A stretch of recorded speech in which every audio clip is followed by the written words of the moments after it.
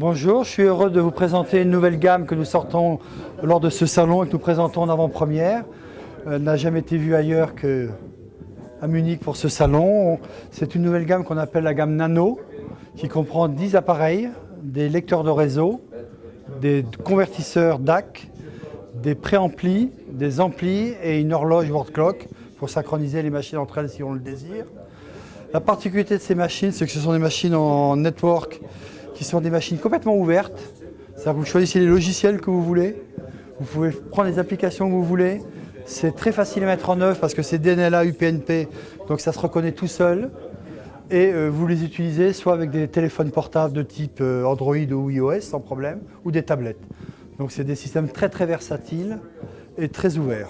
La particularité par contre, c'est que c'est des produits qui sont techniquement très évolués, puisqu'on travaille uniquement en bit perfect, avec un streaming numérique et exemple d'horloge, c'est-à-dire qu'on resynchronise tout derrière. Donc le problème du transport du signal lui-même ne pose aucun problème, puisqu'il est recloqué à l'arrivée, et que c'est un système qui fait donc tout ce qui est PCM, formats divers et variés, et le DSD en natif. Je précise bien DSD en natif, c'est-à-dire qu'on lit le DSD en tant que DSD et on le décode en tant que DSD. En général, dans ce genre de choses, on fait un fichier DSD à la base qui est converti en PCM et après au niveau du DAC, c'est repris en PCM. Là, on reste dans une chaîne soit 100% PCM, soit 100% DSD.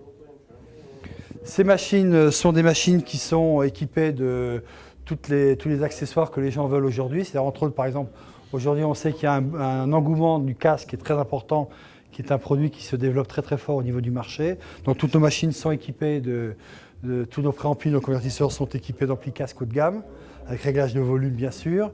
Et inversement, on garde aussi une côté nostalgie, bien que ce soit des machines dédiées sur la technologie du futur.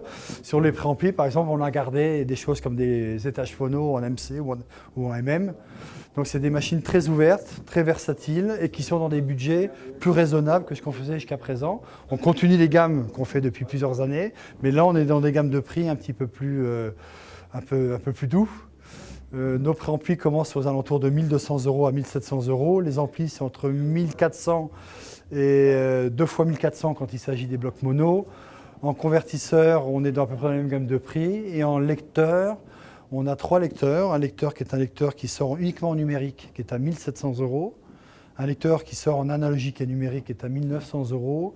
Et un lecteur qui est en même temps en ampli de puissance pour faire des systèmes multi-room, qui permet, lorsqu'on a une maison, un appartement, de générer un signal sonore dans plein de pièces de manière complètement autonome sur chaque pièce et qui là est aux alentours de 2500 €. Là, il suffit de mettre le bloc de puissance, une paire d'enceintes et la chaîne est faite. Il suffit que ça soit relié après soit à un serveur, à un NAS. Il y a plusieurs possibilités au niveau de la lecture des fichiers. Mais ce qui est très important chez nous, c'est qu'on a voulu faire un système ouvert. Alors pourquoi ouvert?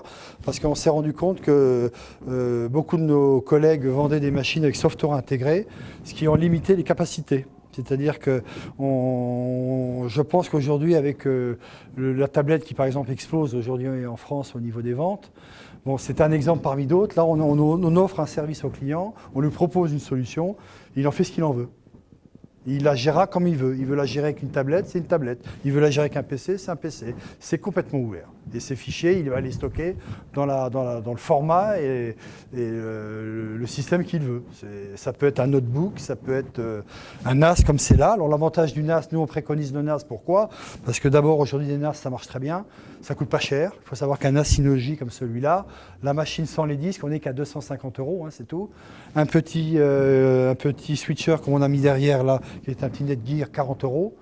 Et après, ce qu'on conseille, nous, c'est de prendre des NAS avec des disques en miroir, en RAID 1, pour avoir une copie parfaite des 2 disques en permanence, parce que malheureusement, les disques durs, ça peut tomber en panne. Et là, on est sûr que dans ce cas-là, il n'y aura pas de perte. Il n'y a rien de plus vexant qu'un monsieur qui va ripper 5000 disques, et au bout de 2 ans, le disque va scratcher, puis il n'est pas fait de sauvegarde. Donc là, on ne s'occupe de rien, tout est fait de manière transparente, c'est fait de manière automatique. Et l'avantage du NAS, c'est que on oublie qu'en France, tout le monde est devenu très internaute, donc on est assez branché sur tout ce qui est l'extérieur et l'Internet, etc. Et plutôt que d'utiliser un serveur audio classique qui ne fera que de l'audio et qui en général sera qu'un petit PC déguisé, là on a un système, on mettra tout dedans. Et il faut en profiter pour tout mettre dedans. Que ça soit des documents, de la photo, de la vidéo, de l'iFi, ça n'empêche pas de le faire. Et surtout, ce qui est très important, c'est que dans le lecteur, on n'a pas d'informatique en termes d'informatique classique, c'est-à-dire un ordinateur dans lequel il y a une alim qui pollue, un processeur qui pédale vite, donc qui pollue. Et on se rend compte qu'à l'arrivée, lorsqu'on utilise un serveur audio classique, qui est un ordinateur déguisé à la base, c'est très polluant au niveau du signal, alors que là, il n'y a aucune pollution possible, puisque le NAS, il est plus loin et il n'est pas dans la boîte. Question pratique, la série Nano est disponible à partir de quand? Alors, nous sortons les lecteurs fin juin, début juillet, les amplis à peu près dans la foulée, et les convertisseurs et les préamplis arriveront entre septembre et octobre. Actuellement, tout est fini, les designs sont faits. On est simplement dans la phase d'industrialisation du produit.